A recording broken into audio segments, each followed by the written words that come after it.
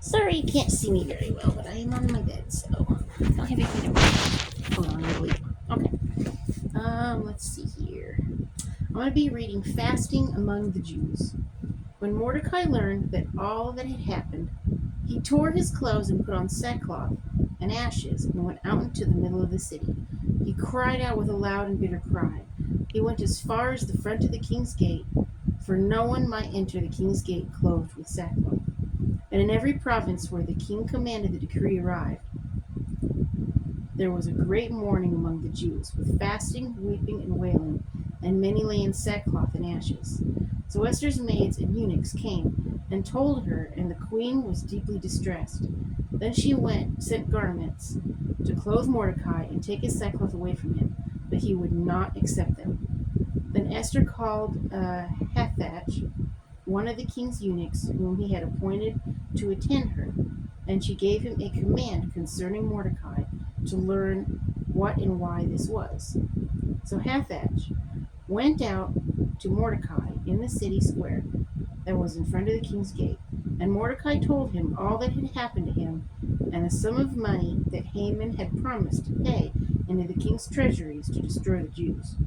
He also gave him a copy of the written decree for their destruction, which was given at Shushan, that he might show it to Esther and explain it to her, and that he might command her to go into the king to make supplication to him and plead before him for her people.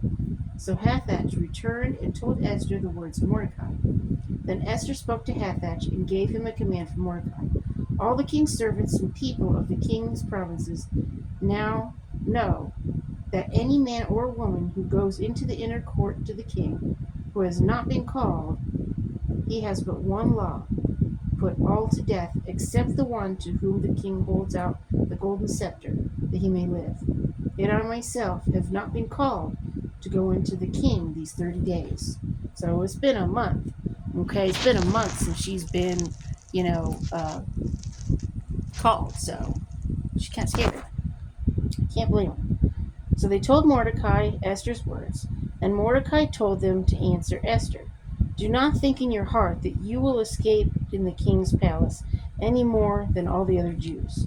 For if you remain completely silent at this time, relief and deliverance will arise for the Jews from another place, but you and your father's house will perish. Yet who knows whether you have come to the kingdom for such a time as this? And, that's the same thing with our lives today. We are here in this time, in this moment, for this time, in this moment that God wanted us to be in. I always feel like I should have been born a little earlier, but, God wanted me here, so I'm glad.